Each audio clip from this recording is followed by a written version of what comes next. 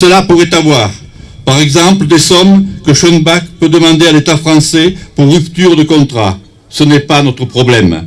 La bataille juridique qui se livrerait ne nous concerne pas. On peut d'ailleurs supposer que les liens entre les compagnies pétrolières et le gouvernement sont si étroits que leur conflit apparent risque de ne pas aller très loin. Les compagnies, ne voulant pas se heurter au gouvernement pour préserver l'avenir qu'elles pensent prometteur pour elles. Les conclusions de la mission ministérielle ne nous ont pas surpris. Nous n'attendions pas de miracle, il n'y en a pas eu. Comment pourrait-il en être autrement lorsque l'on sait que les membres de cette mission ont été choisis par les ministres et qu'ils ont, pour certains d'entre eux, participé au décret Borloo? Alors bien sûr, ce rapport est favorable à l'exploitation. Il permet de se faire une idée claire de ce qu'est la stratégie de l'État et des industriels en vue de passer en 2 ou 3 ans à l'exploitation massive de cette énergie sur le territoire français. Par leur voix, c'est l'État qui se positionne, et plus précisément l'État dans sa complicité avec les industriels.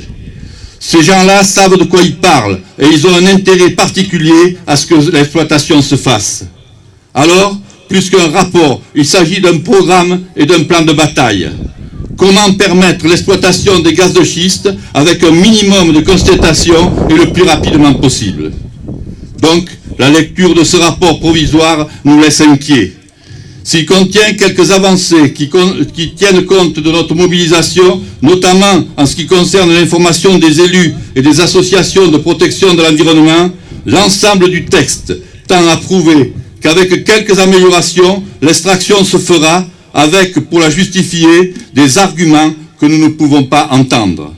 Ainsi, en aucun moment, la mission ne parle d'abroger le décret Borloo de mars 2010. Or, pour nous, l'essentiel est là, et ce serait une décision importante.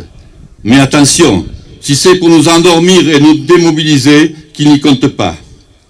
Le rapport précise que notre pays est parmi les plus prometteurs au niveau européen en gaz dans le sud du pays, 500 milliards de mètres cubes. Et l'intérêt que portent à la France les grands opérateurs pétroliers et gaziers, ainsi que les compagnies nord-américaines, attestent de l'ampleur du potentiel qui permettrait de limiter d'autant le déficit de la balance commerciale. Quel aveu! Vous avez bien entendu, ce qui compte, c'est la balance commerciale, même si c'est au prix de tous les inconvénients que nous connaissons. Cette idée, d'ailleurs, revient tout au long du rapport, d'une façon ou d'une autre. Un peu plus loin, ils écrivent « Il serait dommage pour l'économie nationale et pour l'emploi que notre pays aille jusqu'à s'interdire une évaluation approfondie de la richesse potentielle. Ce serait donc notre faute. Si l'économie et l'emploi vont mal, nous en prenons la responsabilité. » Ils ajoutent qu'il est indispensable de réaliser des travaux de recherche, des tests d'exploration et avec, pourquoi pas, un peu de fracturation. Or, nous ne voulons ni travaux de recherche, ni tests d'exploration. Nous ne voulons pas mettre un doigt dans l'engrenage recherche, exploration, suivi d'exploitation.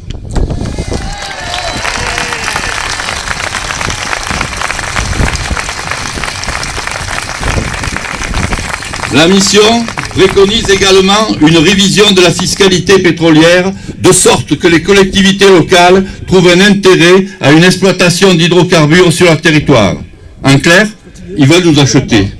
Or, on a déjà dit, notre pays n'est pas à vendre. Et c'est écœurant de penser que l'on essaie, moyennant finance, de faire cesser notre combat.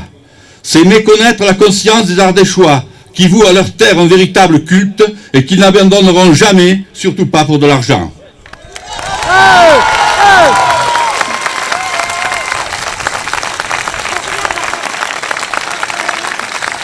Le rapport, d'ailleurs, est parfois lucide. Bref, dit-il, avec des risques et des nuisances d'une part et aucun avantage d'autre part, la balance penche sans ambiguïté selon les élus et associations rencontrés en défaveur des hydrocarbures de Rochemer. Bien vu, ils ont enfin compris le sens de notre mobilisation. Quant à la facturation, le rapport avoue que la France n'est pas équipée. Sous-entendu, c'est simple, on fera appel à des sociétés américaines. Avec le succès qu'elles ont aux États-Unis et au Canada, merci, nous n'en voulons pas.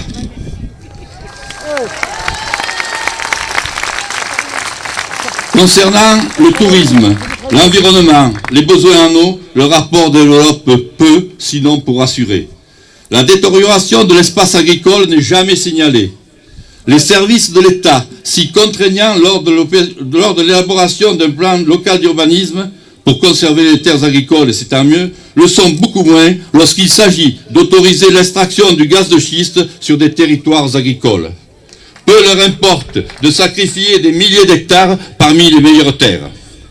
Je pourrais développer plus longuement l'analyse de ce rapport, mais il faudrait des heures. Ce qui est intéressant à sa lecture, c'est que constater que souvent, tout ce que nous dénonçons est reconnu comme vrai, mais les membres de la mission minimisent les conséquences de l'extraction et proposent des solutions dont on ne sait aujourd'hui si elles seront efficaces. Le fil conducteur du rapport, la France a besoin du gaz de schiste, nous prendrons des précautions, vous serez indemnisés, acceptez que l'on commence à explorer. Or c'est précisément ce que nous ne voulons pas et que nous n'accepterons jamais.